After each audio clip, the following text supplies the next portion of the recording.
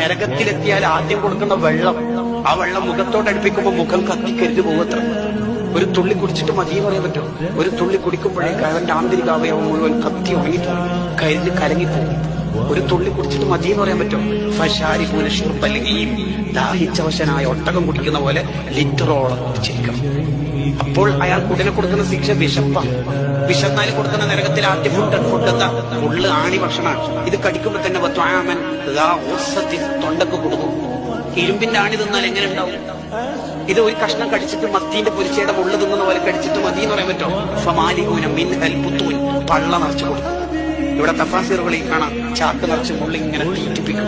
ഇത് വിശപ്പിന്റെ കടുപ്പ് കൊണ്ട് തിന്ന് തിന്ന് തിന്ന് പിന്നെ ദാഹം, പിന്നെ കുടിച്ച് കുടിച്ച് കുടിച്ച് വിശപ്പ്. യത്തൂഫൂന ബൈനഹ ബൈന ഹമീമിൻ ആൻ, അങ്ങോട്ടും ഇങ്ങോട്ടും തവാഫ്. എന്നിട്ട് അള്ളാഹു അവരെ പരിഹസിച്ച് പറയും, നോക്കണം, ഹാദാ നുസ്ലുൻ, ഹാദാ നുസ്ലുൻ, ജസ്റ്റ് വെൽക്കം ഡ്രിങ്ക് ആയിട്ട്